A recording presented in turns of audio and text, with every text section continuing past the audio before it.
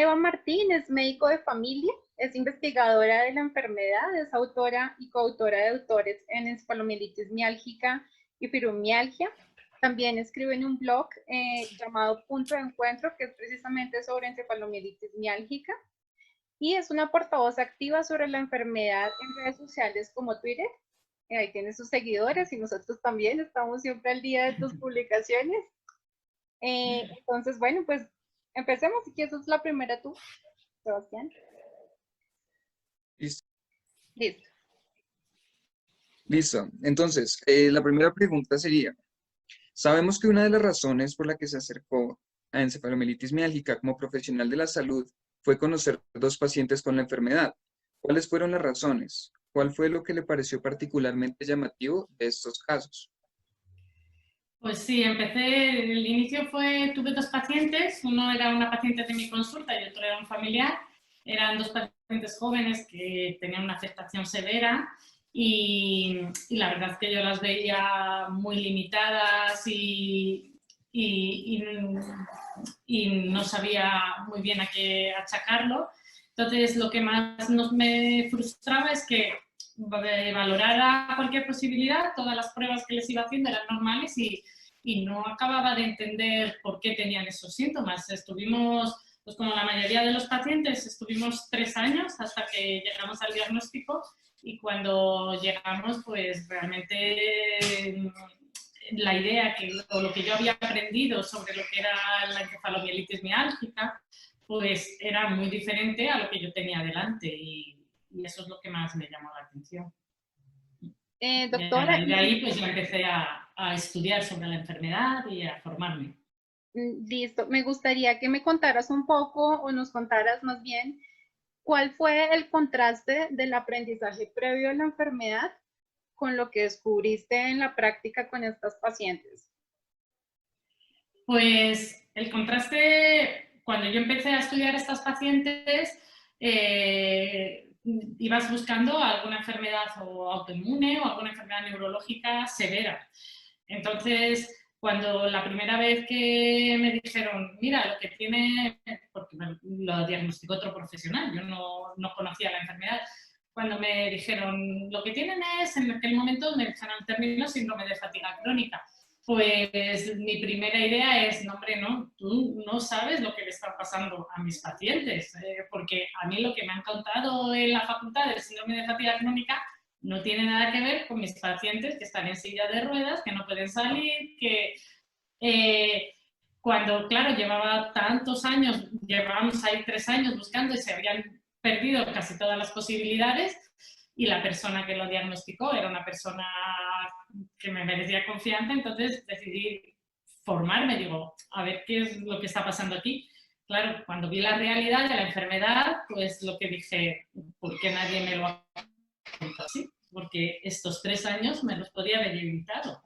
Es la frustración, pruebas innecesarias, la incertidumbre. Entonces, a raíz de ahí también pensé que era importante divulgar y hacer ver todos los conocimientos que había y que la formación que nos daban no era adecuada. Claro. ¿Y podrías contarnos sobre el origen y el objetivo de tu blog Punto de Encuentro? Pues un poco empezó por eso. Empezó porque cuanto más veía, más pacientes veía, más severa me parecía la enfermedad, más evidencia científica. Entonces pensé que alguien tenía que pondría mi granito de arena, que era muy importante formar a los médicos y luego, por otra parte, claro, los pacientes se sienten incomprendidos, hay mucha frustración y la relación médico-paciente en esta enfermedad se ha perdido totalmente. Y si queremos realmente avanzar o queremos ayudar, tenemos que lograr otra vez ese vínculo. Entonces lo creé un poco intentando que fuera fácil de entender para pacientes, pero con rigurosidad científica para intentar atraer al personal también sanitario y encontrar un punto de unión para restablecer ese vínculo médico-paciente. Esa fue mi idea y la verdad es que pues empecé un poco para ver qué pasaba y realmente pues estoy muy contenta de que la gente lo lea y de que sirva de ayuda. Sí, es súper interesante. Sí. Ok, ¿en qué consiste la encefalomielitis miálgica? ¿Qué es?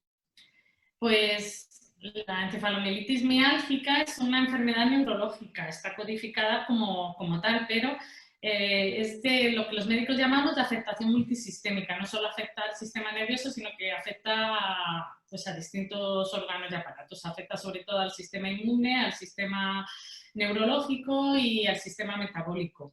Entonces, lo que producen los pacientes es una fatiga severa, una fatiga que hay que saber identificar, que les limita su capacidad física y que esa fatiga va asociada a muchos síntomas de dolor, de problemas de sueño, de problemas para mantener la posición de estar de pie, de problemas digestivos y básicamente eso es lo que es la enfermedad. ¿Y qué podría originarla? No sabemos exactamente por qué empieza y cómo empieza. Sí sabemos que la mayoría de los pacientes son pacientes sanos y que hay algo que hace que se despierte la enfermedad. La mayoría de un porcentaje alto es después de una infección vírica. El paciente coge pues eso, una infección y no se recupera, pero eso no es el único detonante. Puede haber también personas que es después de estar en contacto con una sustancia química o personas que es después del parto o después de un estrés muy fuerte. Así que hay, en la mayoría de los pacientes sí que hay algo que dicen, me pasó esto, y es como que en ese momento su sistema inmune o lo que suceda se activa y no son capaces de recuperarse. Suele empezar así, suele empezar por algo así. No sabemos exactamente lo que está sucediendo. ¿Cuál sería el pronóstico? Como es una enfermedad que está a nivel clínico, pues en casi todo el mundo hay pocos médicos que lleven años siguiendo a pacientes, no tenemos, no puedo deciros, este porcentaje de pacientes va a ir mejor, este porcentaje. Sí que parece que después de el inicio suele ser bastante, la parte en muchos pacientes como más severa. De esos hay pacientes que con los años se quedarán igual, hay un porcentaje de pacientes que sí que mejorarán y cuando hablo en años a lo mejor la mejoría te viene en 5 o 10 años, no es que vayan a mejorar en 1 o 2, en términos generales. Y hay pacientes que serán los severos que realmente su situación clínica sí que se deteriora y llegan a estar pues encamados, como todos sabemos. Yo diría que la mayoría se estanca o tiende a mejorar, pero la curación completa no me atrevería a decir, seguramente hay algún paciente, pero que no es tan común. Es crónica, es una enfermedad crónica. Listo. Doctora, cuéntanos, por favor, ¿cómo se diagnostica esta enfermedad? Diagnosticarla es difícil porque no hay un marcador biológico ni de ningún tipo, es decir, no hay una prueba que yo le haga a un paciente y le diga, pues mira, te ha salido y tienes encefalomielitis miálgica, que es lo que todos querríamos. Entonces, para diagnosticarla, primero hay que descartar todos los síntomas, todas las enfermedades, que pudieran dar síntomas similares y eso dependerá de cada paciente, de su sintomatología. Habrá que descartar enfermedades neurológicas, enfermedades autoinmunes, enfermedades genéticas, depende de los síntomas. Una vez hayamos descartado todas las enfermedades que consideramos que pudieran dar síntomas parecidos a los que tiene el paciente, tenemos que aplicar unos criterios diagnósticos. Los criterios diagnósticos son criterios clínicos, pero que hay que aplicarlos conociéndolos en profundidad. Ahí es donde a veces parece que se genera un poquito de lío porque hay varios criterios clínicos y decimos, ¿y cuál aplicamos y cuál no? Pero no es tan complicado. Los primeros que aparecieron fueron los criterios de Fukuda. Esos criterios, aunque son muy conocidos, ya no se deben de utilizar porque no son selectivos. Diagnostican a muchos pacientes y a pacientes que realmente no tienen la enfermedad. Como se vio que esto era así, pues los expertos hicieron otros criterios, que son los criterios canadienses del año 2003. Estos son los más usados en investigación y yo creo que a nivel internacional son los más utilizados por los clínicos. y son unos criterios severos y son unos criterios totalmente validados. Después de estos criterios, pues intentando mejorar, intentando que los diagnósticos sean un poco más precoces, intentando que el diagnóstico en la clínica sea un poquito más rápido, pues tenemos los criterios de consenso internacional del 2011, que también son válidos, y los criterios del 2015 del Instituto Americano de Medicina, que son unos criterios más orientados hacia los clínicos para que en consulta podamos hacer un diagnóstico más rápido y que también, bien aplicados, estos 3 criterios son válidos. Y esos son los que hay que utilizar. Vale, gracias. Ok, ¿cuál es o cuál debería ser la especialidad médica a cargo de estos pacientes? Pues, como os he comentado, que afecta a distintos órganos y aparatos, bajo mi punto de vista, no solo una especialidad tiene que conocer la enfermedad, tiene que ser una enfermedad conocida por distintas especialidades, porque sobre todo al principio, antes de diagnosticar al paciente, necesitaremos la opinión de distintos especialistas. Bajo mi punto de vista es básico que neurología, medicina interna, reumatología, incluso digestivo también, son especialidades que deben conocer en profundidad la enfermedad para poder diagnosticar correctamente.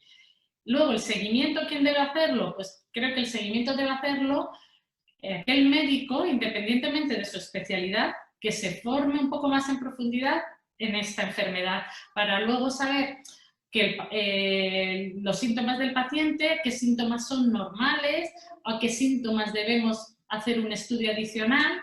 Y creo que básicamente pues eso puede ser, pero creo que los que deberían estar más implicados: neurología, medicina interna, digestivo y reuma, y medicina de familia, que soy yo, pues para hacer el seguimiento, ellos o cualquier otro, pero todos vinculados, porque en un momento dado, si hay algún síntoma nuevo o desconcertante, necesitarás una opinión de un neurólogo, de un internista, y todos tenemos que trabajar en común.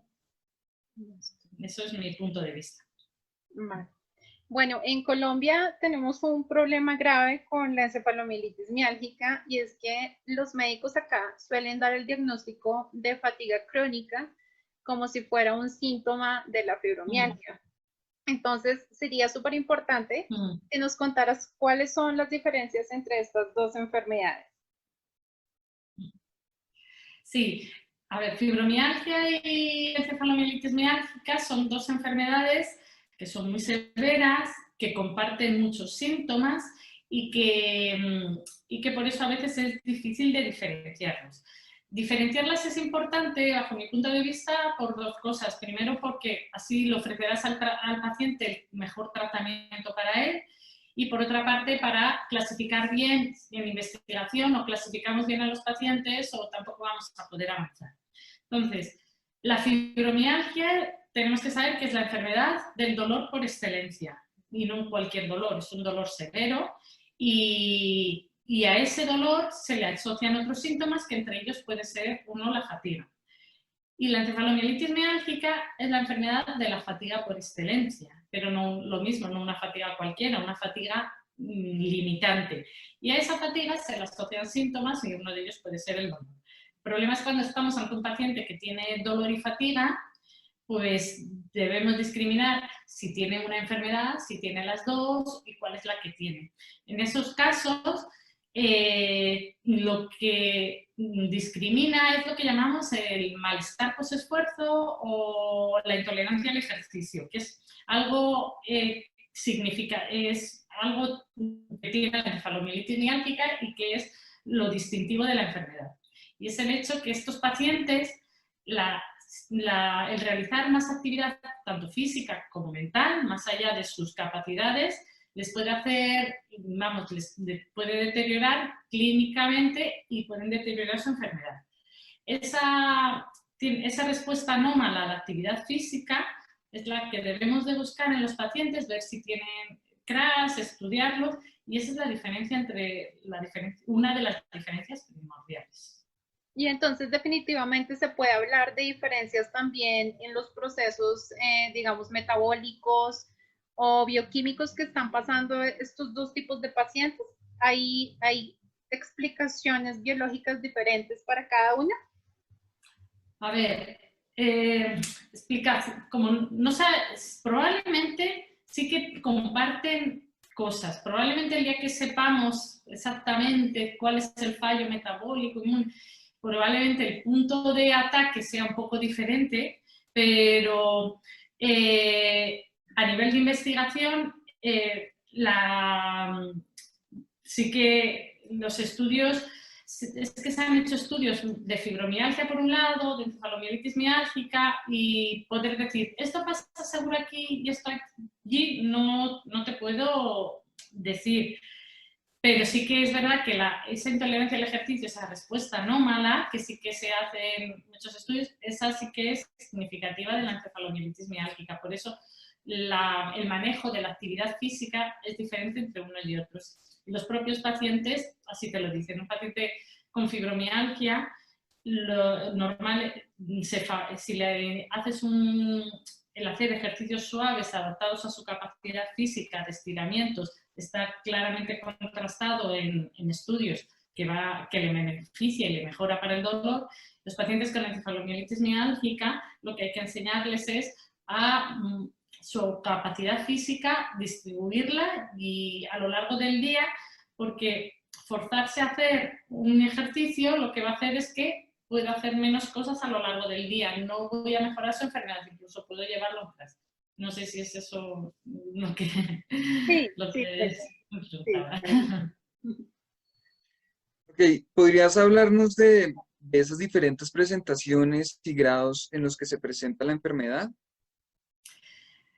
Uno de los problemas es que los pacientes con encefalomielitis miálgica, cada uno son muy diferentes. Tienen la parte de la fatiga en común, pero luego cada cuadro clínico, cada historia, pues son muy diversas.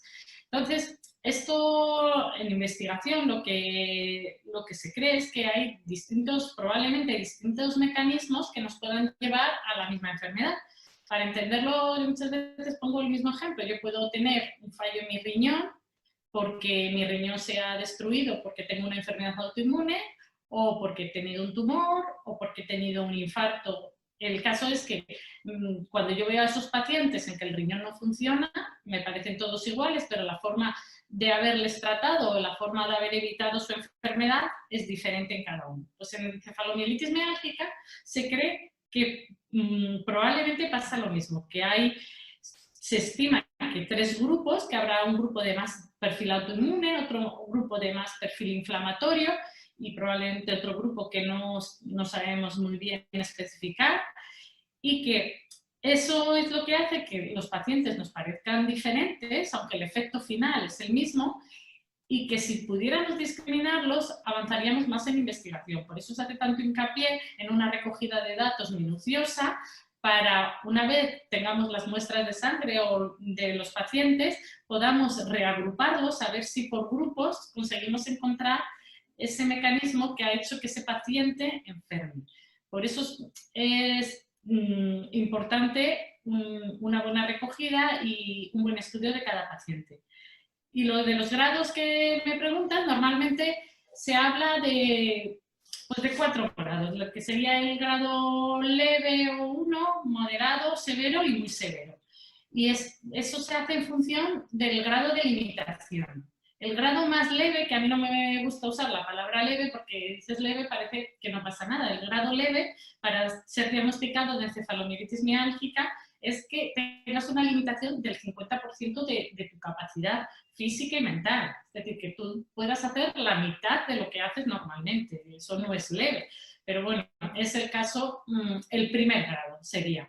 Y en el extremo opuesto tendríamos los casos muy severos, serían los pacientes que están encamados en cama. El grado severo sería el que se pasa pues, el 90% en cama, pero sí que puede moverse algo. Y luego, pues entre medias ya sería el moderado. No hay, como es todo un poco estimar el porcentaje de capacidad de cada paciente, no es tan sencillo de graduar.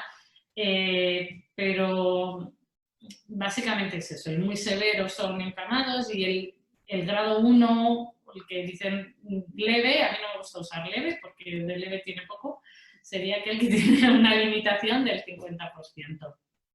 Y eso un poco sí que es importante. Yo cuando los pacientes sí me interesa graduarles porque es la única forma de ver la evolución. Pero a veces tienes que graduar el dolor, tienes que graduar por síntomas porque estimar la capacidad física es un poco complicado. Vale. Bueno, esta pregunta es un poquito más técnica. Es si desde el punto de vista biomédico, imaginándonos que le estás explicando esto a un colega, ¿en qué consiste el PEM o la enfermedad posesfuerzo de la encefalomielitis miálgica? A ver, a nivel médico, el malestar posesfuerzo o a nivel de investigación es la parte, si lo puedo decir, más interesante de la enfermedad, porque es lo que es novedoso, es una nueva concepción, una nueva forma de que el cuerpo pueda enfermar, es que el ejercicio te pueda ir mal, es como que no entra en nuestros conceptos. El problema del malestar posesfuerzo es que es algo que le pasa al paciente, pero que le pasa cuando hace actividad. Luego no se lo vas a poder detectar cuando el paciente está en reposo. Entonces, se han ideado mecanismos para ponerlo de manifiesto, que es hacer que los pacientes hagan pruebas de esfuerzo. Se hace una prueba de esfuerzo y se le repite a las 24 horas. Entonces, se ha hecho mucha investigación y durante esas pruebas de esfuerzo se ha monitorizado todo lo que la frecuencia cardíaca, la temperatura, la respiración, todo. Y ahí, aunque no podemos decir, esto es exactamente la causa, sí que vemos lo que le pasa al paciente y sí que podemos entender que se ponga peor. Porque los pacientes, cuando empiezan a hacer actividad física, y sobre todo cuando la repiten a las 24 horas, si lo normal en una paciente, en una persona sana, que es que tu corazón, pues si le pides actividad, aumente la frecuencia cardíaca, tu temperatura sube, se establecen una serie de mecanismos adaptativos a esa actividad. En los pacientes ocurre en muchos casos lo contrario. Entonces, es lógico que si yo me pongo a hacer actividad física y mi corazón no me responde, me voy a poner peor. Es lógico que si mis músculos tienen que recibir más circulación, se deben vasodilatar y no se vasodilata el sistema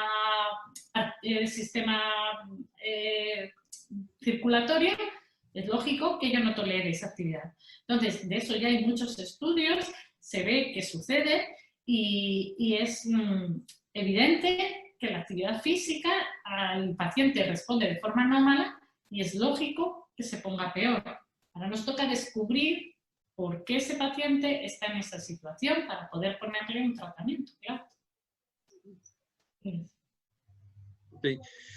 ¿Cómo debería entonces tratarse la enfermedad? ¿Cuáles son las recomendaciones que como médica familiar le podrías brindar a estos pacientes? A nosotros.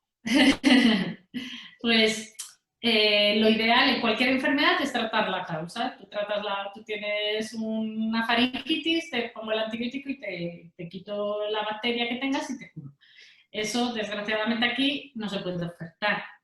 Eso no quiere decir que no podamos ayudar al paciente. Lo primero, una vez diagnosticado, es explicarle al paciente y a su familia lo que le sucede. Enseñarle a manejar sus síntomas, enseñarle a que no cometa errores, a que no tenga esas recaídas porque se sobrepasen su actividad. Eso es lo primero. Y después nos tenemos que centrar en los síntomas. Para intentar mejorarle su dolor, intentar mejorarle los problemas del sueño, es ir uno por uno con cada síntoma del paciente, ver qué puedo aportarle. No es fácil porque los pacientes tienen muchas intolerancias y es algo con lo que hay que contar y hay pacientes que a lo mejor les puedes poner unos tratamientos y en otros, pero por eso es muy importante lo del vínculo, la relación médico-paciente para que haya un clima de confianza y saber que a lo mejor el tratamiento primero que te pongo luego te lo tengo que retirar para el dolor porque no lo toleras, pero Eso no quiere decir que no intente mejorarte tu dolor. Y es manejar los síntomas por ahora y enseñarle al paciente a manejar, a saber lo que le sucede. Listo. Y doctora, en el caso de los pacientes más afectados, de los casos más severos, que no tienen dificultad para permanecer de pie y en realidad están pues confinados, por decirlo de alguna manera, a estar en cama. ¿Qué opinas? ¿Qué recomendaciones particulares se ofrecen en estos casos? ¿Y qué opinas del uso de silla de ruedas y pensiones de invalidez? Los pacientes severos son los más complicados de tratar y como en porcentaje son menores, pues al final cada médico no tenemos un número afortunadamente demasiado alto. En esos pacientes tan severos sí sería ideal que hubiera unidades o hubiera centros más especializados porque a lo mejor en un momento dado les puedes necesitar un suero o incluso alimentación y porque la situación clínica del paciente te permite poco, porque él está realmente afectado.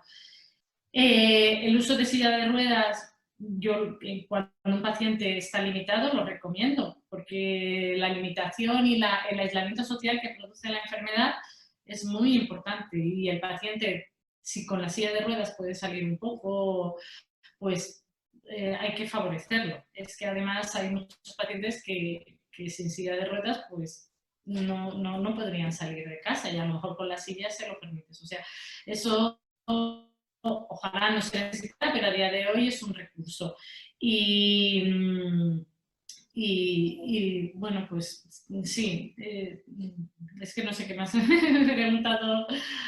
Recomiendo las sillas de ruedas cuando son necesarias y en los severos pues deberían haber unidades especializadas.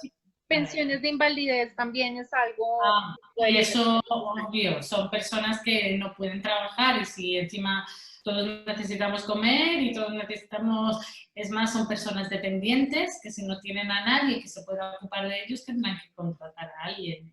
Las ayudas sociales son básicas porque si no, el paciente que no cuente con ayuda y con apoyo, ese paciente cada vez irá deteriorándose más porque aunque no quiera forzarse una persona que no se puede mover, pues aunque solo sea levantarse a hacerse el desayuno, va a hacer que entre en crash. Eso es básico. Listo. ¿Qué opinión tienes respecto al abordaje médico del modelo biopsicosocial, que es aquel que recomienda la terapia cognitivo-conductual y la terapia de ejercicio graduado para los pacientes con encefalomielitis miálgica, ¿no? Tú sabrás que este es el modelo que explica la enfermedad como un producto del desacondicionamiento físico que estaría retroalimentado por una opción del rol de enfermo, temor a la actividad, falsas creencias, actitudes e hipervigilancia somática. Entonces, nos encantaría escuchar tu opinión sobre este tema. A ver, la verdad es que lo que tendríamos que decir es que quien oferta este tipo de tratamiento ya demuestra que no sabe, que no está actualizado con la enfermedad, porque está totalmente obsoleto, es un tratamiento que se ofreció en su día, que nunca ha demostrado beneficios, porque también, oye, si hubiera demostrado beneficios, pero el que nunca ha demostrado, y que cuando entiendes lo que es el malestar post-esfuerzo, es obvio que el ejercicio gradual se contrapone. Entonces, una cosa es enseñar a manejar y aprender a manejar lo que puedes hacer y lo que no, y otra cosa es ir forzando al paciente cada día un poco más, cada día un poco más, cada día un poco más. Esto está totalmente contraindicado. Y además que es una muestra de falta de conocimiento aquellos profesionales que lo siguieran ofertando. Ya además es algo manifestado por la sociedad científica y por las personas que están más implicados, que este tratamiento es contraproducente y que nunca ha demostrado mejorías. Además que da una connotación muy negativa de la enfermedad, y no es así. Sí, es estigmatizante. Claro. Ok. ¿Por qué crees que es tan difícil para los pacientes obtener credibilidad por parte de los profesionales de la salud y frecuentemente por parte de sus familias? Eso básicamente es, bajo mi punto de vista, por falta de formación médica.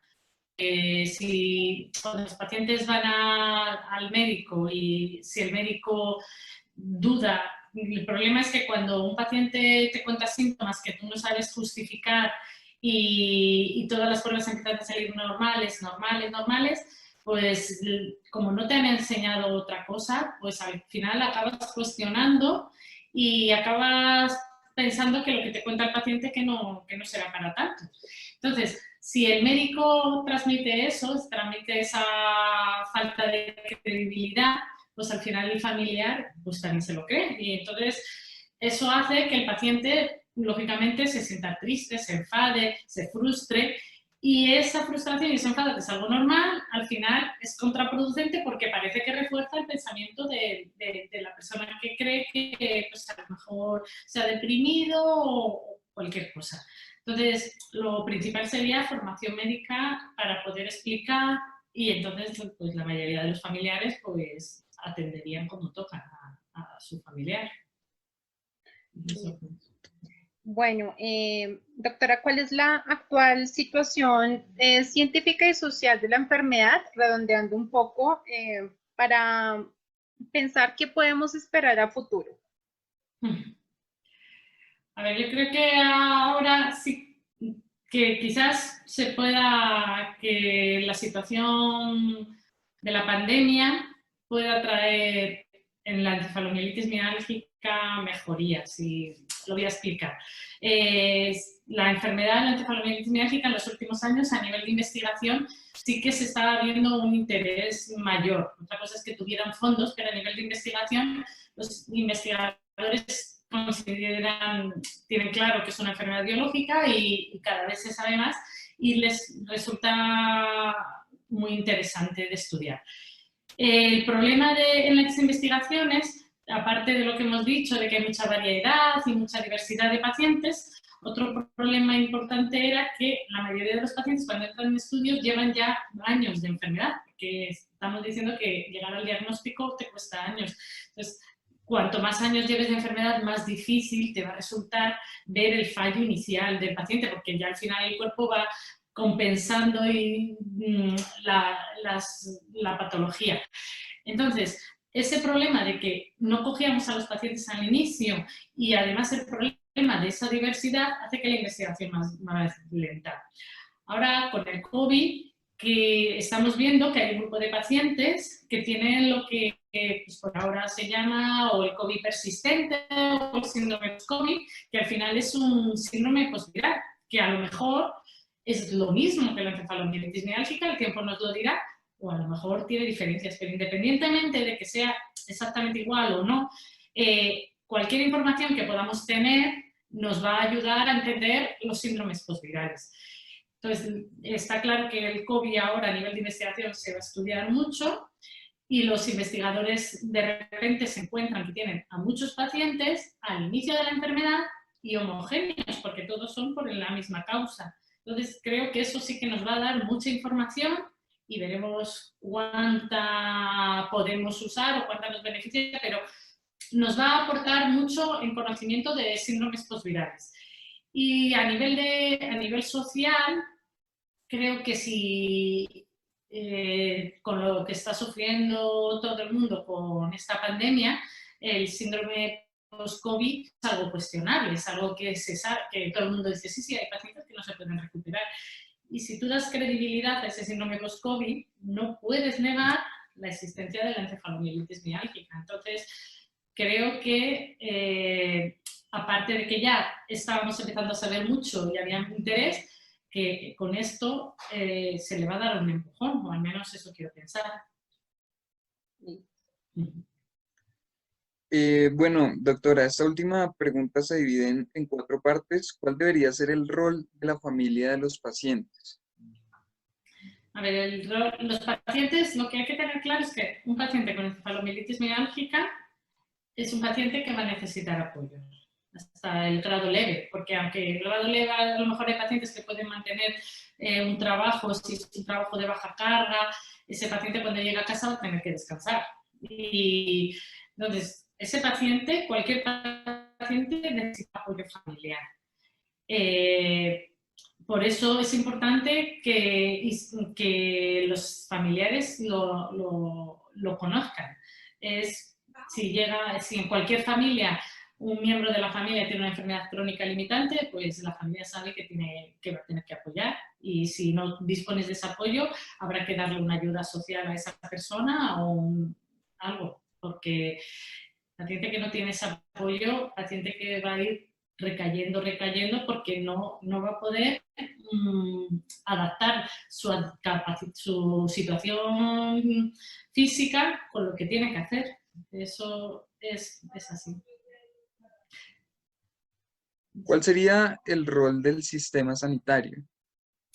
El rol del sistema sanitario, a nivel clínico, diagnosticar bien y atender dentro de las armas que tenemos, invertir en investigación, porque, pues como cualquier otra enfermedad, pero que hay que invertir en investigación y desde luego no abandonar y dar la credibilidad que toca y ayudar al paciente, en lo que hemos dicho, igual que a nivel social. Pues habrá pacientes que les tienes que dar una invalidez total, habrá pacientes que les tendrás que dar una ayuda a domicilio, habrá, como cualquier enfermedad crónica limitante, pues no podemos abandonar a los pacientes, eso es así. ¿Cuál sería el rol del paciente? El paciente, el pobre, el paciente adaptarse, porque aceptarlo, yo es lo que digo, no puedes, como cualquier enfermedad, que tienes que aceptarlo e intentar mantenerte psicológicamente estable, no venirte abajo, porque el estrés también perjudica. Esta enfermedad se deteriora tanto por actividad física como mental, como estrés psicológico. Entonces, el paciente lo que tiene que es no pelearse con la enfermedad, aprender a manejarla y adaptarse, porque es lo inteligente. No hay otra opción, porque si se pelea con la enfermedad, pues va a perder. Y si aprende a llevarla, pues es la única forma de poderla manejar un poco. ¿Y cuál sería el rol del gobierno, pues, respectivamente en esta situación? Que he dicho, son enfermos crónicos con incapacidad, y habrá que valorar según cada paciente, pero hay que reconocer el grado de incapacidad que puede llegar a tener y que es necesario, pues en lo que he comentado, en algunos casos la invalidez, en algunos casos ayudas sociales. Yo no es que quiera que la gente no trabaje, pero tenemos que ser conscientes que para ser diagnosticado de encefalomielitis miálgica puedes hacer como mucho la mitad de tu actividad física y mental, de forma que el paciente que puede afortunadamente mantener su trabajo, probablemente será porque en su trabajo se lo adaptan y porque es un trabajo de baja carga, pero no puede mantener su trabajo, mantener su actividad en casa, tiene que recibir algún tipo de ayuda. Y entonces para eso debería estar los estamentos. Claro, súper importante, doctora. Y además, en esas cosas que estás mencionando, empata mucho el rol del sistema sanitario con el del gobierno, ¿no? Nosotros como pacientes, si no tenemos un diagnóstico que legitime pues nuestra enfermedad, estamos completamente pues desprovistos de cualquier apoyo gubernamental. Entonces ahí está la importancia. A nivel gubernamental se tiene que apoyar un diagnóstico médico y los médicos todos tienen que decir los mismos discursos, porque si tú, claro, a nivel gubernamental, si tú le dices que ese paciente, pues con las terapias que hemos dicho antes van a mejorar, pues claro, no es lo mismo una enfermedad que se puede tratar que una enfermedad crónica. Y no es lo mismo una enfermedad crónica con una limitación pequeña que con una limitación grande. Entonces, los médicos también es muy importante que se diagnostiquen bien, porque los malos diagnósticos hacen mucho daño. Entonces, si una persona está mal diagnosticada, entonces no tiene esa enfermedad y no la puedo meter en el mismo grupo. Y eso también está haciendo daño, porque como tenemos un conocimiento, no se nos han formado bien, también la realidad es que a lo mejor hay pacientes que están diagnosticados y tienen otras patologías y eso perjudica, quita credibilidad a la enfermedad. Entonces, hay que hacer formación médica, todos los médicos tenemos que tener el mismo discurso y, lógicamente, como cualquier otra enfermedad, si tú dices que tienen esa limitación, pues al final a nivel gubernamental tendrán que hacer ese apoyo. Claro. Listo, pues no sé si tienes alguna duda tú, Sebastián. No, pues digamos que queríamos saber un poquito de ese equipo de pronto con el que estés trabajando en este momento, de pronto, no sé si tengas, no sé, referencias de personas, de doctores o que estén trabajando contigo en la enfermedad.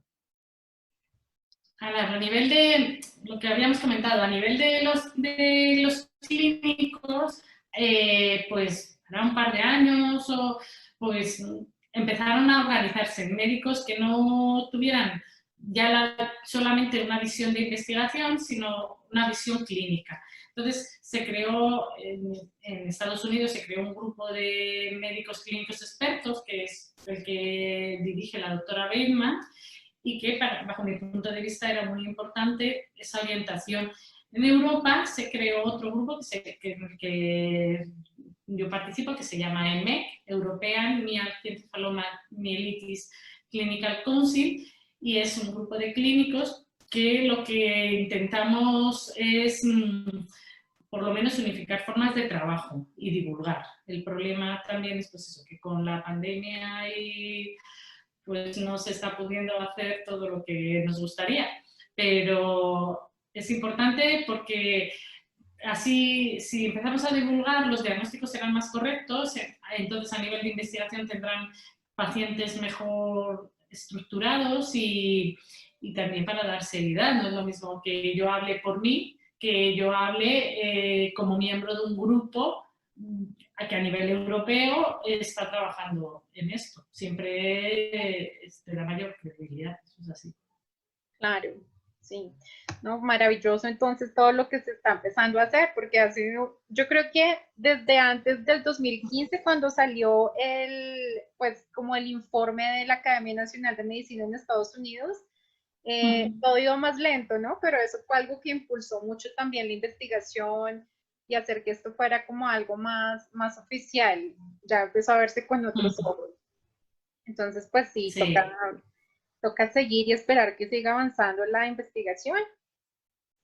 Sí, es lo que tenemos que hacer, pero yo creo que la investigación ahora parece que no llegamos al final, pero que ya hay muchos, como que tenemos muchas piezas del puzzle y de repente vendrá una que lo resolverá y es una enfermedad potencialmente tratable, porque pues sí, si pacientes después de muchos años se mejoran, es decir, hay para la esperanza. Y es como que está ahí y sí que creo que los años que vengan sí que serán mejores, espero. Ojalá, sí.